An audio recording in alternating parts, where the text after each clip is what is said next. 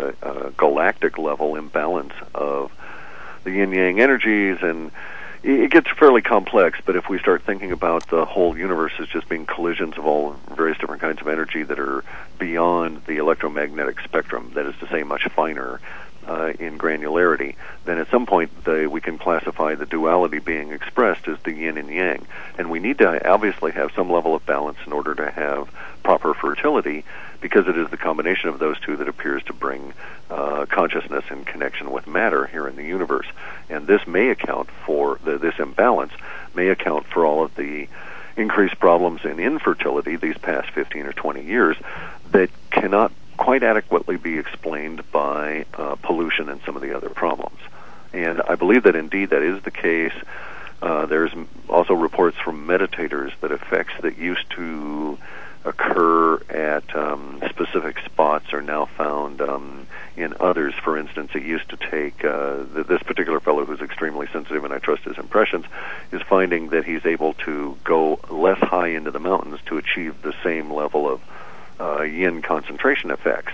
And so he thinks there's been a very large increase in yin supply, and basically all of us critters that are moving around, we're yang energy, we're expressing yang energy, which is the movement or active creation, and yin is the receptive or inherent or universal creation.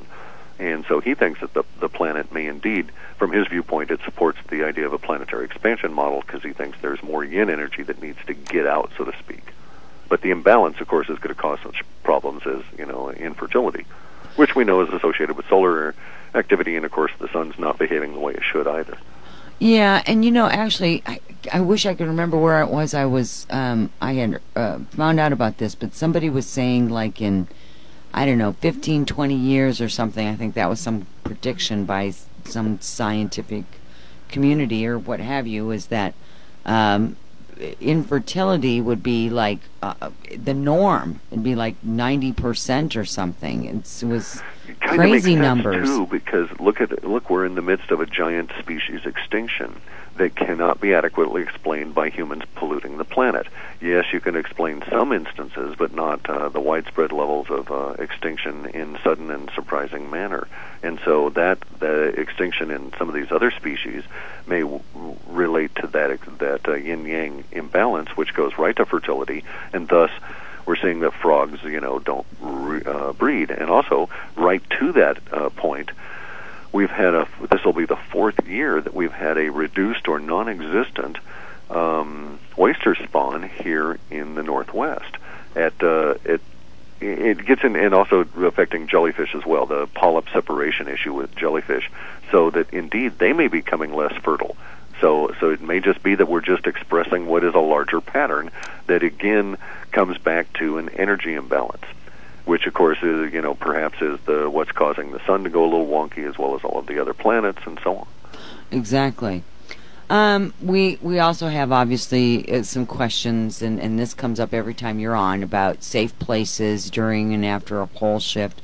This particular person lives in Ontario, Canada, at the Canadian-U.S. border, and wondering if that would be a safe area. Well, here's the deal.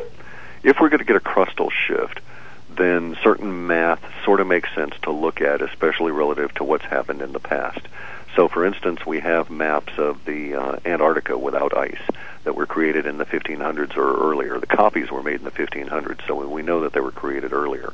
This implies that these individuals that made those maps saw Antarctica without ice, and thus the ice pack on Antarctica is not millions of years old.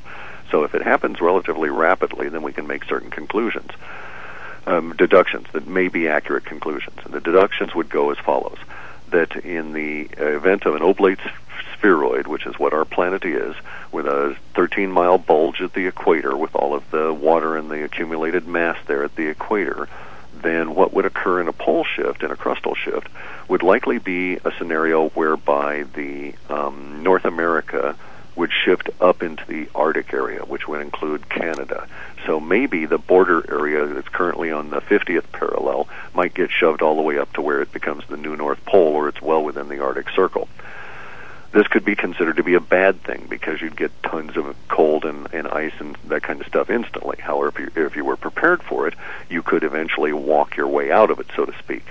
And it might be a good thing because in the event of a crustal shift, one of the impacts is going to be the oceans crawling up over the land, and that will be lessened at the poles and much greater as you go towards the equator, where there's this 13-mile bulge that I speak of on either side of the planet for a total of 26 miles of additional water height in the ocean.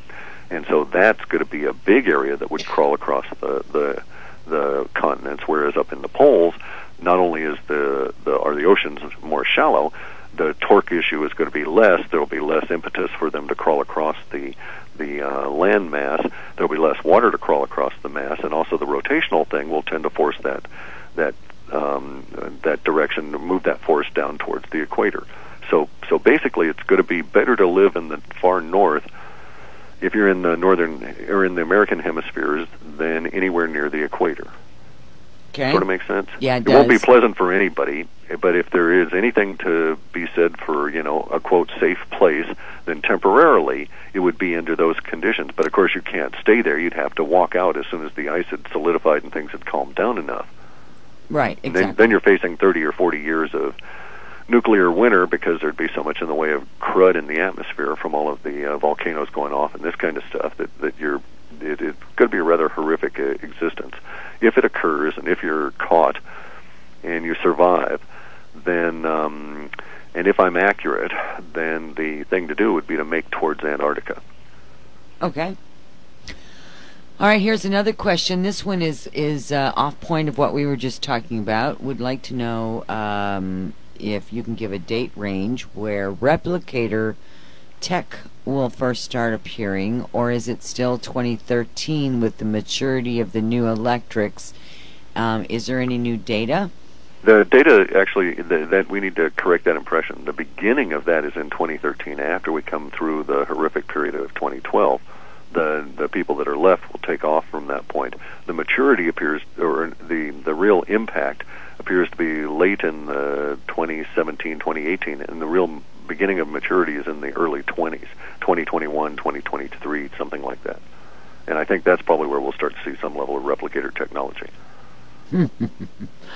I don't know, that just freaks me out, man. Well, it's like being able to predict the existence of a telephone without really knowing what a telephone was before it occurs. We have some hints as to what this potential is, and so we're just calling it replicators, and we think we understand, but of course we're going to be way wrong, and, who would have predicted mobile phones even if you knew about the original phones with the hand crank? You just never would have made that technological leap. Well, yeah, I guess you've got a point there, but anything that I look at some of that technology that has been presented to me specifically, as well as some of the other places that you can see the disclosure on some of it, and I'm going to tell you, in the wrong hands, and certainly we have people on this earth planes that it would be the wrong hands to have some of this stuff them involved in. It's very uncomfortable for me to look at that. Okay, and I share that concern, but I'm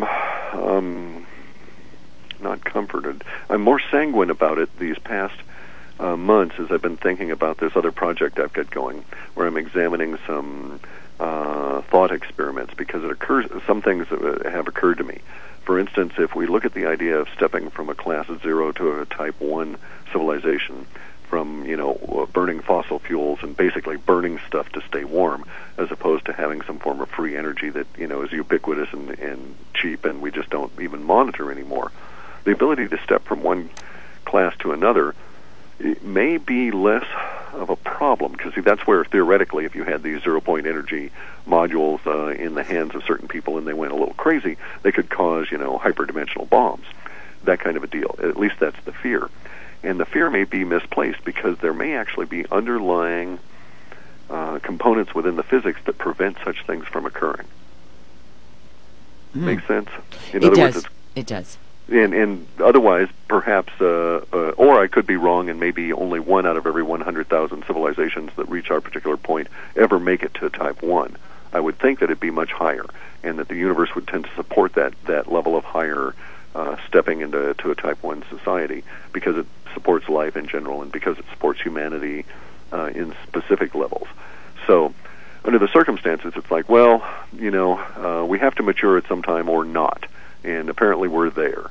And we either, this stuff is going to come out, we're either going to blow ourselves to bits with it, or we're not. Let's go find out. Yeah.